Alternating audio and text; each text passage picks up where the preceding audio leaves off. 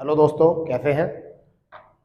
आज जो टॉपिक है वो बहुत अहम टॉपिक है और जिसके लिए मैंने आपको एक छोटी सी एक वीडियो बनाने की मैंने यहाँ पर सोचा कि बहुत सारे स्टूडेंट को दिक्कत आती है। बहुत सारे बच्चे पूछ रहे थे कि सर नींद से किस तरीके से छुटकारा मिले, कि पढ़ते समय नींद ना आए। पढ़ते समय नींद ना आए उसको थोड़ा समझ लेते हैं कि हमको नींद आती क्यों है। पढ़ते समय या पढ़ाई के टाइम पर जब बहुत सारे स्टूडेंट पढ़ाई करते हैं और उस समय पर जो है बच्चों को नींद से जूझना पड़ता है, और बहुत सारे स्टूडेंट ऐसे होते हैं जबकि वो पढ़ाई करते हैं परंतु उनको नींद नहीं आती। उसके दो फैक्ट हैं।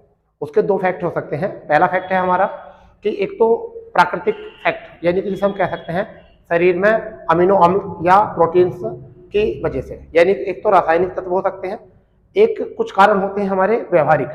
ठीक है, कुछ व्यवहारिक होते हैं। तो हम दो तरीके से नींद से छुटकारा पा सकते हैं पढ़ाई के दौरान। दो तरीके से हम नींद से छुटकारा पा सकते हैं पढ़ाई के दौरान। तो पहला तरीका हमारा ये है।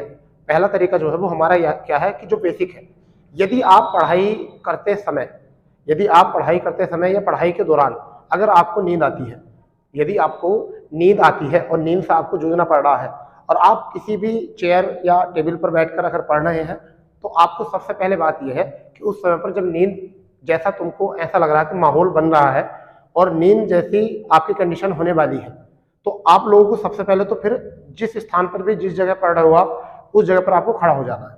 यानी कि अगर कुर्सी पर पढ़ रहे हो तो कुर्सी पे बैठ कर नहीं पढ़ना, आप खड़े हो जाना है। स्टूल पर अगर बैठे हो तो स्टूल पर जो टेबल होता है उस पर बैठे हो तो उस पर भी आपको करना है।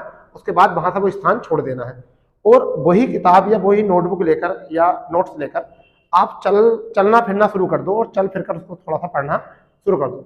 क्योंकि अब चल फिर कर तो नींद आएगी नहीं, अब चल फिर कर तो आपको नींद आएगी नहीं। ठीक है, तो बस ये काम कितने देर 2 से 3 मिनट करिए, उसके बाद आपकी बॉडी जो है उसी रूप में फिर ढल जाएगी। उसके बाद 1-1.5 घंटा फिर आराम से बैठ कर पढ़ सकते हो। ये काम कंटिन्यू भी कर सकते हो 1-2 घंटे के साथ। ये कुछ को बहुत दिक्कत होती है, कुछ को नींद आती इस वजह से है कि वो है खाना वगैरह या डिनर वगैरह करने के बाद में तुरंत पढ़ने के लिए बैठ जाते हैं। तो हमारे अंदर जो होता है शरीर में, जैसे खाना सर्कुलेट होता है यानी कि पाचन क्रिया होती है, तो उसमें एक तरीके से स्टीमिंग शुरू हो जाती है, जिससे कि स्टीमिंग की जो कंडीशन होती है वो कहाँ पर पहुँचती है, सबसे पहले माइंड पे पहुँचती है। सबसे पहले कहाँ पहुँचती है, वो माइंड में पहुँचती है। और माइंड में पहुँचने पर क्या है कि सबसे माइंड के करीब, माइंड थका हुआ होता है और माइंड के करीब सबसे जो होती हैं वो होती हैं आंखें। और इस वजह से हमारी आंखें जो होती हैं उससे भरी भरी से महसूस होने शुरू हो जाती हैं, जिससे कि हमें लगता है कि नींद आ गई है। फिर कुछ ऐसे बच्चे होते हैं जिनके अंदर, जो बोर्ड पर लिखा हुआ मिल रहा होगा, ये क्या है, कुछ बच्चे ऐसे होते हैं कि हीमोग्लोबिन एक ऐसा कारण है, बहुत इंपॉर्टेंट कारण है। यहाँ से भी हीमोग्लोबिन क्या होता है पहले इसको देखते हैं। हीमोग्लोबिन जो होता है ये एक रक्त में मौजूद एक प्रोटीन होता है। देखिए क्या होता है, ये रक्त में एक मौजूद प्रोटीन होता है और आरबीसी में पाया जाता है। ये कहाँ पर पाया जाता है, आरबीसी में पाया जाता है। ठीक, कार्य इसका क्या होता है, ऑक्सीजन का परिवहन कराना इसका कार्य होता है।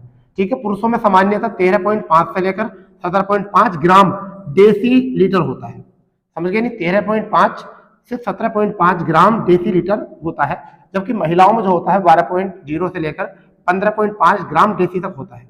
अब सबसे बड़ी बात यह है कि कहां पर होता है, रक्त में मौजूद होता है, आरबीसी में पाया जाता है, ऑक्सीजन का परिवहन करता है, ऑक्सीजन फेफड़ों तक लेकर जाता है और कार्बन डाइऑक्साइड को वापस लेकर आता है। ये काम होता है हीमोग्लोबिन का।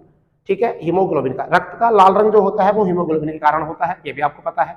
ठीक है, और ये पुरुषों में इतना होता है, महिला में इतना। सबसे बड़ी दिक्कत जो है वो क्या है, देखिए महिलाओं में प्रेगनेंसी और पीरियड्स जो मंथली होता है, पीरियड्स और प्रेगनेंसी के दौरान के वजह से महिलाओं में परेशानी पुरुषों की अपेक्षा जो होती है वो पुरुषों में की अपेक्षा ज्यादा होती है।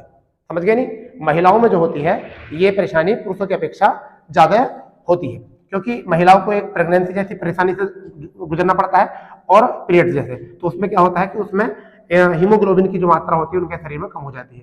ठीक, इनको पूरा करने के लिए हमारे पास एक कुछ वो है कि क्या, एक तो खजूर ज्यादा खानी चाहिए, तिल के बीज इनका स्रोत होता है, किशमिश और सेब।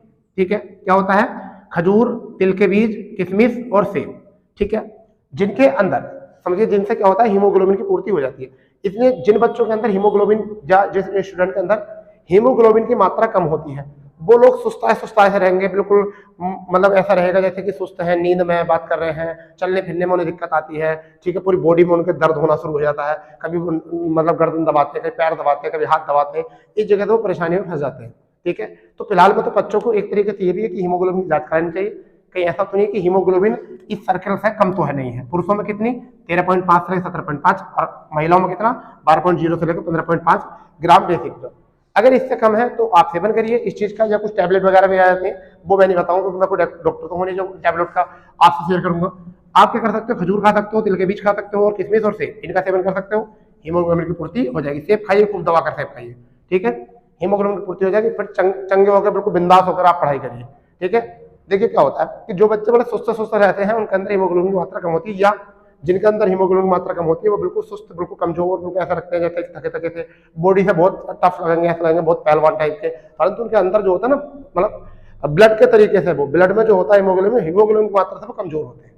क्या होते हैं, कमजोर। तो इन दो तरीके से जो है हम नींद से छुटकारा पा सकते हैं। तो ऐसे ही जानकारी के लिए जुड़े रहिए आप अपने चैनल से। जय हिंद, जय भारत।